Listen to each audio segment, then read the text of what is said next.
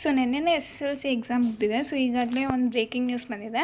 ಅದೇನೆಂದರೆ SSLC ಪರೀಕ್ಷೆ 1 ಮುಕ್ತಾಯ ಏಪ್ರಿಲ್ 24ಕ್ಕೆ ಫಲಿತಾಂಶ ಪ್ರಕಟ. ಸೊ ಏಪ್ರಿಲ್ 24ಗೆಲ್ಲ ನಿಮಗೆ ರಿಸಲ್ಟ್ಸ್ ಅನೌನ್ಸ್ ಆಗುತ್ತೆ. ಏಪ್ರಿಲ್ 5ರಿಂದ 20ರವರೆಗೂ ಮೌಲ್ಯಮಾಪನ. ಸೊ ಏಪ್ರಿಲ್ 5ರಿಂದ ಏಪ್ರಿಲ್ 20ವರೆಗೂ ನಿಮಗೆ ಎವ್ಯಾಲ್ಯೂಷನ್ ಆಗುತ್ತೆ ನೀವು ಬರೆದಿರೋ ಪೇಪರ್ಸನ್ನು.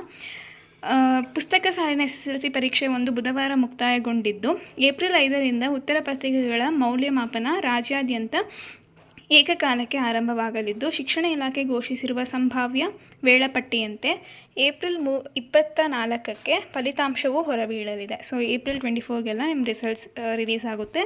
ನೆಕ್ಸ್ಟ್ ಈ ಬಾರಿ SSLC ಪರೀಕ್ಷೆಗೆ 8.65 ಲಕ್ಷ ವಿದ್ಯಾರ್ಥಿಗಳು ನೋಂದಾಯಿಸಿದ್ದರು.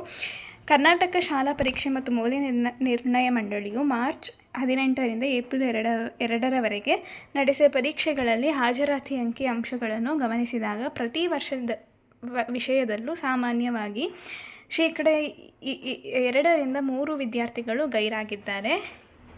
8.50 ಲಕ್ಷ ಮಕ್ಕಳು ಪರೀಕ್ಷೆ ಬರೆದಿದ್ದು, ಏಪ್ರಿಲ್ 5ರಿಂದ ಮೌಲ್ಯಮಾಪನ ಶುರುವಾಗಿ 20ರ ವೇಳೆಗೆ ಪೂರ್ಣಗೊಳ್ಳಲಿದೆ. ಸೊ ಏಪ್ರಿಲ್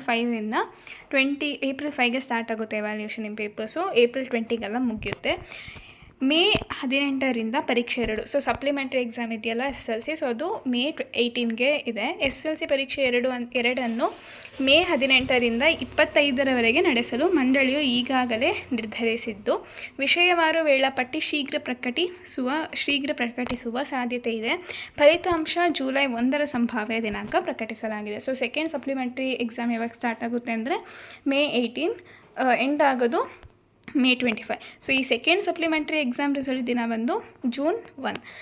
ಸೊ ಇದೇ ಬ್ರೇಕಿಂಗ್ ನ್ಯೂಸ್. ನಿಮಗೆ ಈ ವಿಡಿಯೋ ಇಷ್ಟ ಆಗಿರುತ್ತೆ ಅನಿಸುತ್ತೆ. ನಿಮಗೆ ಈ ವಿಡಿಯೋ ಇಷ್ಟ ಆಗಿದೆ ಲೈಕ್ ಮಾಡಿ, ಶೇರ್ ಮಾಡಿ ಮತ್ತು ಸಬ್ಸ್ಕ್ರೈಬ್ ಮಾಡಿ. Thank you.